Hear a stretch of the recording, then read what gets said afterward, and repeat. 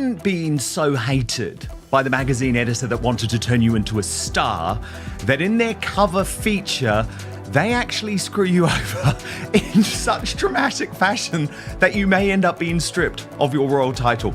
That is just what's happened overnight. What just happened overnight with this Harper's Bazaar cover feature on Meghan Markle isn't just tea. It's the whole kettle boiling over, tipping off the stove and splashing across the internet in real time. They're calling it the moment she's meeting her moment. But if this is her moment, it's not the one she thought she was stepping into. All right, pull up a chair because this one isn't light gossip.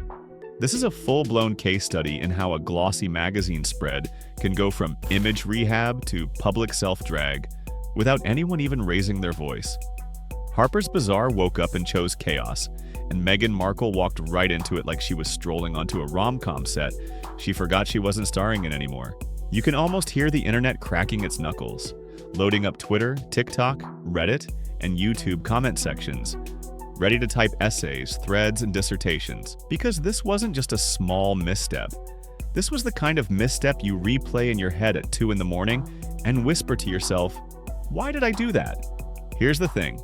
Meghan clearly went into this Harper's Bazaar feature thinking she was about to project the energy of a rebranded, elevated, healed, soft-life duchess. The vibe. Warm lighting, poetic quotes about growth and spirituality, a carefully curated wardrobe that screams effortless, while quietly costing more than a full Zambian wedding reception. This was supposed to be her slow-motion victory lap. But instead of a triumphant reset, she walked out of that feature with the kind of PR disaster that makes even seasoned publicists want to clutch their rosary beads and silence their phones. And let's be honest, the magazine didn't exactly cushion anything for her. Some people are already saying she was set up, and the wildest part?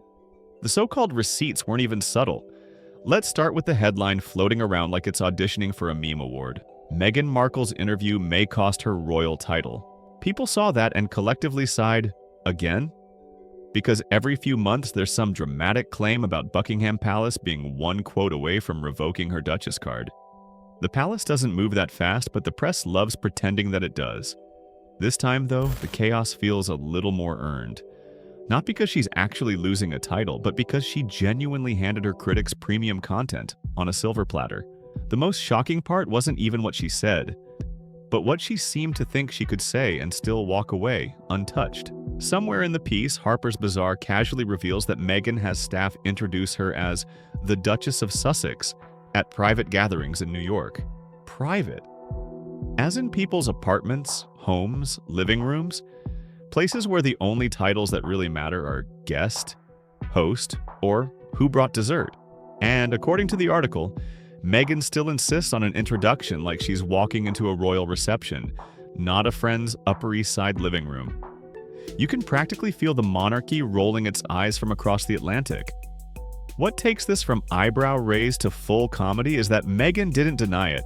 She didn't soften it, didn't say, that's been exaggerated, or that's not how it really happened. Instead, it sits there in print as if it's completely normal to walk into a Manhattan apartment and expect someone to announce your title like you're entering Royal Ascot. Not the Grammys, not the Met Gala, not the White House. Someone's home. The internet saw that one detail and said, oh, she's in her royal cosplay era. Because nothing screams humility like needing an introduction script before you sit down on somebody's sofa.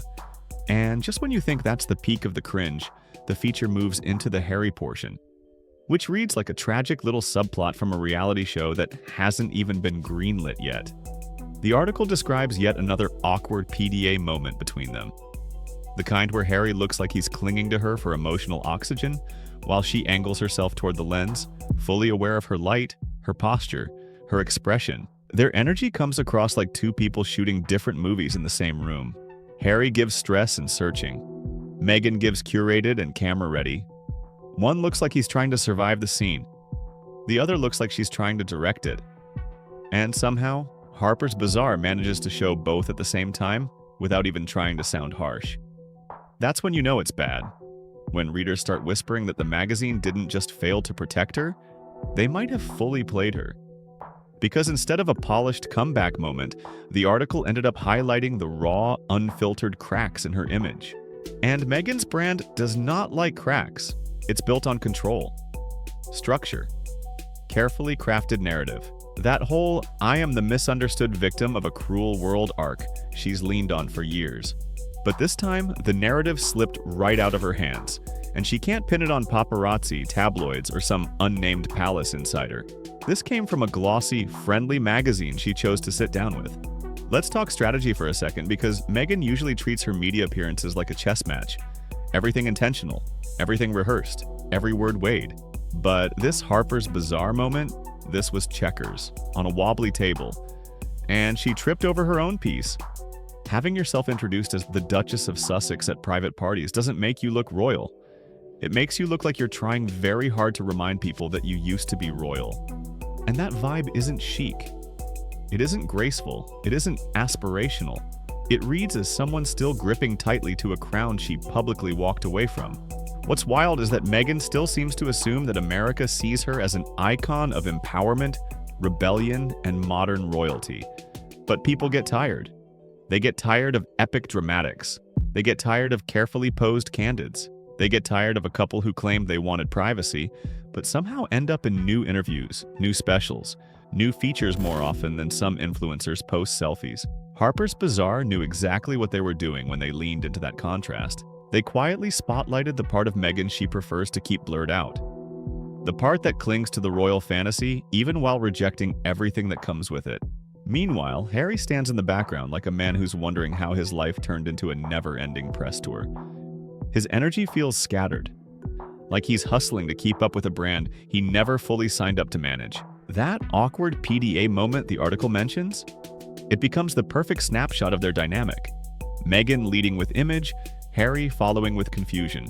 Together, they give off the vibe of a couple still trying to convince the world, and maybe themselves, that every choice they made was worth it. And that brings us to the big question hanging in the air. Did Harper's Bazaar betray her? Or did Meghan simply underestimate how transparent her moves have become? Honestly, it's a bit of both. The magazine wanted clicks, engagement, and a headline that spreads faster than a WhatsApp rumor in a family group chat. Meghan wanted a flattering spotlight, a polished reset, the chance to remind people she's still relevant, still glamorous, still the Duchess of Sussex in spirit, if not in practice. Instead, they handed her a flashlight and exposed every corner she probably hoped no one would look at too closely. The backlash is already forming in real time. People are calling it her epic self-own. And they're not entirely wrong. She didn't need to say anything outrageously offensive or shocking for this to hit harder than a scripted scandal. All she had to do was behave like she was still living in a palace, even while standing in a rented Manhattan space. It comes off as tone-deaf, it comes off as pretentious, and it feeds directly into every criticism that's followed her since the day she said "I do" and stepped into the royal machine. Here's the twist, though. Meghan will almost certainly try to spin this. She'll say she was misrepresented. She'll say the wording was off. She'll say the context was lost. She'll insist it was all harmless. But the internet has already decided how it feels. And once the internet settles on a narrative, even the strongest PR team in the world struggles to bury it. Because at the end of the day, this Harper's Bazaar moment wasn't really about betrayal, it was about a mirror. For once, Meghan didn't control the lighting, the angle, or the edit. You can imagine Harper's Bazaar somewhere in a boardroom right now, sipping lattes, scrolling through reactions, and sharing quiet, knowing laughs. Not cartoon villain cackling, just that subtle chuckle from people who understand the game a little better than the player who thought she invented it. Because let's be honest, no major magazine was sprinting to feature Meghan purely out of admiration. They wanted impact, shock value, and a story that would get people talking. And Meghan, with all the confidence in the world, gave them exactly that. She probably walked into that photo shoot believing she was about to deliver a perfectly crafted reset. A comeback moment to remind the public she's still important, still glamorous, still the Duchess of Sussex in spirit, even if the palace barely sends a Christmas card. But Harper's wasn't interested in a redemption arc. They were interested in conversation, in friction, in the irresistible tension between what she thinks she's projecting and what people actually see. And Meghan made it very, very easy. The brutal truth is this: the handful of publications still willing to feature her aren't doing it to uplift her. They're doing it because she's reliable content. She's predictable in her unpredictability. She's dramatic enough that editors know they'll get at least one quote, one detail, one moment that explodes online. Even when she tries to be polished, something slips, a word, a tone. A tiny detail she shouldn't have said out loud. Something that exposes more than she meant to share. Harper's Bazaar knows that pattern. They counted on it. They didn't have to push, they just had to let her talk. That now infamous staff introduction detail? They didn't invent it. They didn't twist it. They just wrote it down. And that's what makes it worse for her. They didn't need to manufacture scandal. She handed them the headline. Picture it. Journalists exchanging glances like, did she really say that? Producers quietly smiling behind their laptops because they already know what social media is going to do with that one sentence. Readers pausing mid-paragraph, breaking into laughter, and immediately sending the screenshot to a friend.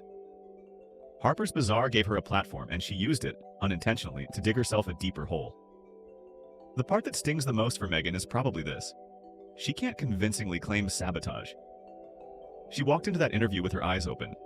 She knew her reputation was delicate, hanging by threads finer than a runway dress. And she still played herself. This wasn't some covert sting operation, it was a straightforward feature, and she turned it into a global talking point by being exactly who her critics say she is. That's the part that really entertains the media machine. She keeps trying to outsmart the system, but the system keeps playing her like a violin. Harper's Bazaar didn't feature her because they believe deeply in her message. They featured her because she's become a spectacle, a guaranteed conversation starter. She's unpredictable in a way that benefits the media more than it benefits her. She has become the Hollywood version of a weather alert. People don't tune in because they're hoping for sunshine. They tune in for the storm. And Harper's Bazaar knows storms drive engagement. If Meghan had walked into that interview with a grounded message, a calm tone, and a realistic sense of where she stands now, maybe the piece would have landed differently. But that's not the persona she leans into. She always shoots for grand. She always reaches for that royal aura she won't let go. She always tries to position herself as misunderstood, mistreated, and mysteriously above it all. And Harper's, which has seen every celebrity ego under the sun, watched her slide right back into that pattern. They didn't interrupt. They didn't steer her away. They let her talk. Then they hit publish and then watched the fireworks from a safe distance. You know it's bad when even people who once defended her read the piece with secondhand embarrassment. That awkward PDA anecdote with Harry wasn't even vicious commentary. It was a small detail Harper's knew would catch fire, because whenever Harry looks stressed and Meghan looks completely composed, the internet fills in the rest of the story on its own. The truth is, most major outlets don't want to highlight her achievements anymore, because she hasn't really had one that's stuck in a long time. They want to highlight the chaos, the contradictions, the moments that make her look out of sync with the real world. Because that's what gets people talking. Harper's Bazaar knows the game better than almost anyone. And Meghan, despite her belief that she's media savvy, walked straight into the oldest trick in the book. Give a celebrity enough room, and sometimes they'll damage their own reputation without any help. People keep asking why magazines still feature her when her public image is so shaky. The answer is simple. She generates content. She generates reactions. She generates controversy without needing to be pushed, and Harper's didn't have to exaggerate her or paint her as desperate. They just recorded her behavior and let the readers do the math. That's why they're laughing, metaphorically at least, because they know she'll blame everyone but herself. She'll talk about misunderstanding, media distortion, betrayal, but Harper's kept it clean. They let her words and actions stand, and sometimes that's the most brutal thing you can do when someone is trying to live in a carefully curated fantasy. At the end of the day, no major publication is featuring Meghan to uplift her anymore. They're featuring her because she has become a cultural spectacle. Whether she realizes it or not, she feeds them better than any scandal they could manufacture. She's the story, the chaos, the headline, the punchline. And Harper's Bazaar just proved they can turn all of that into engagement, without even lifting a finger beyond pressing record and then publish.